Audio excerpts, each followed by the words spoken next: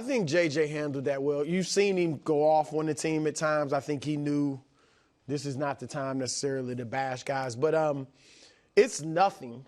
You know, I mean, obviously it was a bad performance. But last week, it seemed like all week we were talking about teams having these letdowns. Mm-hmm. Denver losing to Washington, Golden State losing to Denver when Denver sat its stars. So this happens. What I will take from it, like that defense, and here's some of the numbers. Chicago shot 58% from the floor. Not good. They shot 46% from three. They scored 74 points in the paint, which matched the Bulls' season high for this year and matched the Lakers' season high of giving up that many in the paint. They scored 30 fast break points. So they were like, they just had their way with the Lakers' defense. That Lakers' defense is close to what we kind of thought, when they got Luka, the defense is going to be the challenge. But assuming that they're going to get back on track defensively, which I think they will, it's nothing. The one thing I'd pay attention to, their transition, I said the 30 fast break points for the Bulls. The Lakers are poor in transition defense. They're like sixth from the bottom in allowing fast break points.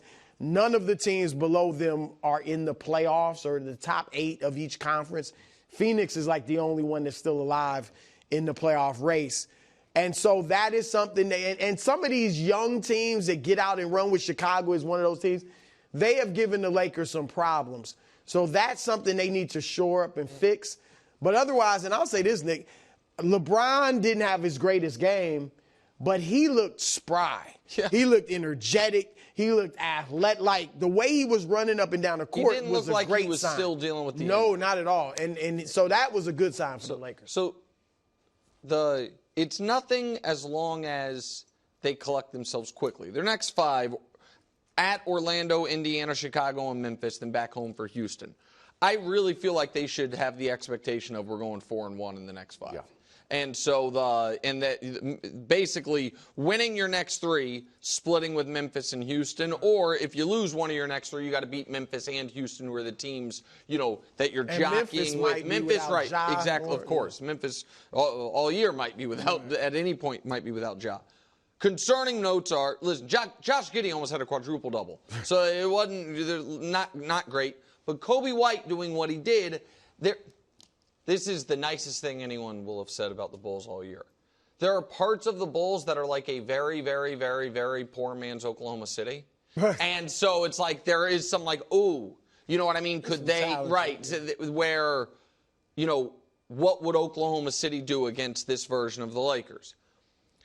I have to look, when you said the transition defense thing, I want to look into it more because I do wonder, one of the things that happens if you prioritize crashing the offensive glass, the reason every team doesn't crash the glass is because if you don't get the rebound, you give up points. I do wonder if since AD was, from the time he was out to then he's not on the team anymore, and if they have said the way we're going to deal with rebounding issues is send a lot of guys to the glass, if that then, you know, leaves them vulnerable. So if they are doing better in that category, you can deal with them doing worse a little bit in the transition defense. So if they're not getting offensive rebounds and giving up transition buckets, that's a disaster. What is definitively true, and then I want to ask you a question if I may, is this team cannot compete defensively lackadaisically, and if they're not all connected. The way they have to be at peak attention and connectivity because they are going to be at a size disadvantage in a lot of spots. I am really curious where you stand on the Lakers because you have made the vaunted Lakers defense held the Bulls to under 150 4 times today. In your walk-in video, you did it. In the open of the show. And so let's just say you think Oklahoma City is the favorite in the West, which they are literally, and I think that's fair. Yes, I think they're good defensively, too. Yeah, Oklahoma City. Yes. Yeah, of course, obviously. Great defense. They're great. I watch them like that's a good defense. No, they're probably the best. I think they're the best defensive team in the league. Yeah. Is there anyone else in the West that you think is clearly that we have elevated the Lakers ahead of that we shouldn't have? Or, like, are you comfortable with saying the Lakers are the second best team in the West, or do you think that's too far? Like I'm really just trying. I'm not trying to jam you up. I put the Thunder at 1, and yes. then it's kind of a log jam underneath. I push back against, and the stats are there, but the eye test, and I'll show you. Here's this zealous possession that you're talking about, playing lackadaisical defense. I push back against this defense being as amazing as the numbers said they were. That's all.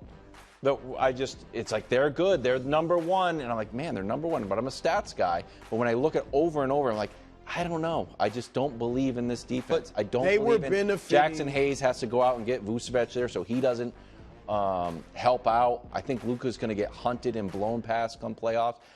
I push back against, I think this Lakers defense a little bit of. But I don't think that I don't think anyone on this show or nationally was like, well, the Lakers, they're going to be a top 3 defense. But they were number 1 for so long. Right. I know that they had an amazing stretch. But I think, Brew, tell me, because you picked them to win the West, I then went over the top, picked them to win the whole thing. For both of us, it was their offense is going to be amazing, and their defense is not going to be so, like, it's going to be good enough. It's going to be good enough. And so that's where my belief comes from. I think yours as well. Yeah. I think everyone agrees that the number 1 defense in basketball was probably not going to sustain the rest of the way, and I don't think anyone was saying it was. I mean, if this, and it can't be indicative of what's to come defensively with them, ruined. then they got no chance. But they need to be much better than that, though. Much better. Like a top 10, 12-ish defense. Okay. Yeah, I think that they could win the title if they have the 12th best defense, because I think they're going to have the best offense. And again, against the Bulls in a blowout, it's not. But they scored 115 in a night that Luka didn't do anything in the second half, and LeBron didn't play that well. Like, I just think 146. No, like I said, the Bulls game is the bad example. Yeah. I know, but I think this offense is going to be the best offense in the NBA now that they're full strength. All right. Meanwhile, in Denver. That's nice. They're not going to do anything in the playoffs. They haven't been in the playoffs in like 4 years. You don't just go with a bunch of young kids, first time you're in the playoffs, and go to the conference finals or the finals. So I like what I see from them. Ime Udoka is fantastic. He's in the running for Coach of the Year. But to me, this was more, I get it that Houston lost, and they have been playing good basketball. They won 8 so I'm not, in a row. They had won 8 in a row. Oh, a lot of it was 9 in a row. So I'm not going to just, put too much into this game. Right. Again, we just keep seeing these bad losses, but they were playing well. This was about Denver to me. And it's no secret, of course, that they'll really go as Jamal Murray goes. Jokic, you can write in his 30-point triple-double every night. What is Murray going to give him?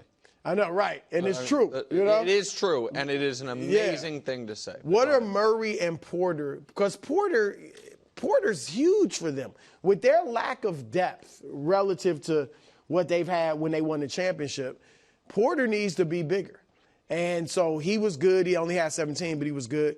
And then, Murray, I don't need 39, but I need him playing at an all-NBA level mid-20s throughout the playoffs. High 20s. And some big games, because he's had huge playoff games. Yeah. So he needs to be all-NBA level in the playoffs. So I agree with you on the Denver side, Brew. I don't believe in Denver because I don't think you're going to get those performances consistently. Again, not even 39. I don't think you're going to get 29 consistently from Jamal. Mm-hmm. And when they won their championship, when Michael Porter Jr. was awesome, they were unbeatable. And when he wasn't, it's like, well, maybe KCP, maybe Bruce Brown, and now those guys are gone. To me, this is more about Houston. KW. They let the Denver Nuggets get away with playing DeAndre Jordan 38.5 minutes. Good. Okay, Wildes, when is the last time in regulation you think DeAndre Jordan played that many minutes in a game? He played how many minutes? 38.5. God. Just give it a guess. Well over a decade. I'm going to say prime Lob City. It was J.J. Redick was a teammate, and it was prime Lob City. It was 7 years and 358 days ago. that April 1st, 2017 was the last time in a regulation game DeAndre Jordan played these types of minutes. That should, if another team is in a position where DeAndre Jordan, who has had an excellent career, and shout out to him for still being useful in that, hey, I can be a backup center and need some minutes. Like, I'm not taking shots at DeAndre. No. But if you have played DeAndre Jordan 38 minutes, if you're playing that team and you're a serious team in a game that matters, that should lose them the game.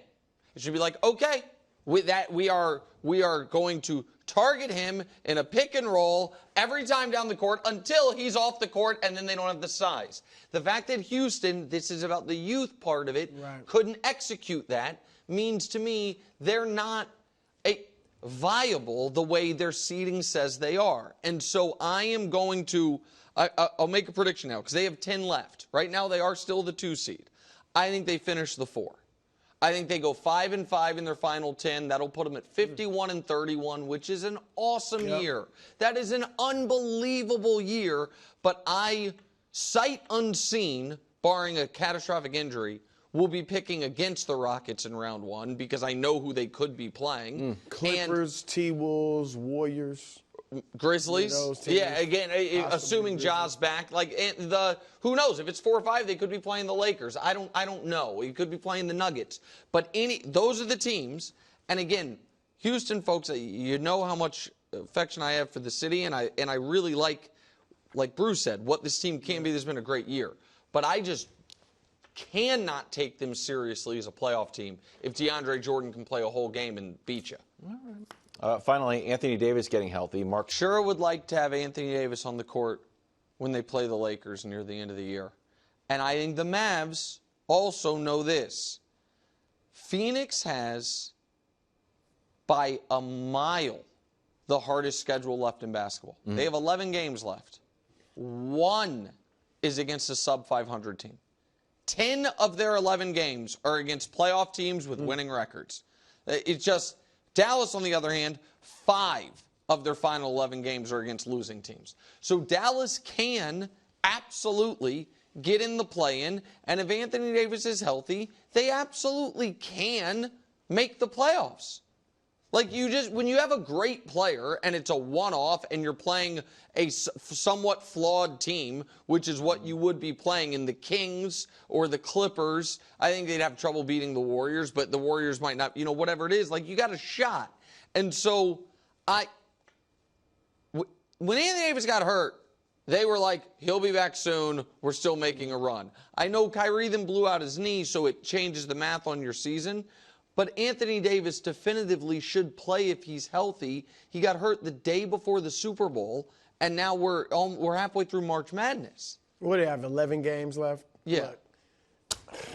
Okay, so if they make the playoffs. That's something. It's not. It's not. I mean, they'll get blasted in the playoffs. Yes, but look, I do like Anthony Davis's attitude. I do have to admit, I like the fact that he's wants to play, and even though half his top teammates are hurt, he wants to go out there and show something to somebody. So I'm not going to kill that attitude. I'm just saying, man, this dude is so injury prone. I mean, he literally got hurt in the first game. Now, he looked like Shaq for the 26 minutes he played or whatever it was. But if he gets, it's very possible he could get hurt because that's just been his story. And that would be tragic, just one more tragedy in this tragic season for the Mavericks. Yikes. Right now, wasn't worried about Anthony Davis getting hurt. I think if he's healthy, he should play. I was on Cooper Flag watch. So, I'm like, oh, can they shut it down and try to tank a little more? The problem is, no. They're not good enough to be good, and they're too good to be bad. Right now, they're at 1.3% for number 1 overall. Even Brooklyn, who's 23-48, is under 10%. So I know, granted, the top is 14, but still. Can I say that? It's happened. They could lose a few, and it's hard to even get up to 6%. I mean, that's a few years ago they tanked to get into the line. No, but they're around 2 or 4%. They are not going to. Their best case scenario, as far as number 1 overall pick, is they get to where San Antonio is, and that's 3%. And that but the thing is that, and that would also give them a 14% chance at top 4. But to me, the relevant piece of this is, if they make the play-in and then don't make the playoffs, they still get in the lottery. Now, it won't be 3%. It'll be where it is now, 1% or whatever.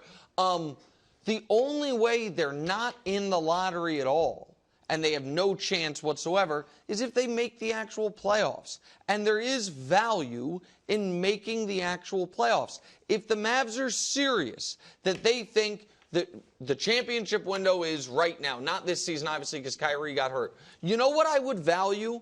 I want to see in a playoff series how Oklahoma City guards Anthony Davis. I want to see how. But it's going to be different without Kyrie. It won't, right? But it's better than nothing. It's there. And when the Mavs did tank that a couple years ago, the end of the season, that was a very unique spot because they weren't tanking to try to get the #1 pick. They were tanking to try to keep their own draft pick, which they only kept if it was in the top 10, and they were worried they were going to get the 11th pick and lose it. That was, from like a math perspective, a way more understandable move, where it was like, if we lose these couple of games, we have a 60% chance of keeping our pick. Not, if we lose these couple of games, we go all the way up to a 2% chance of getting Cooper Flagg. Like, I don't think that's the right move. Thanks for watching. Subscribe here to get more from the show and to check out clips from other shows on FS1.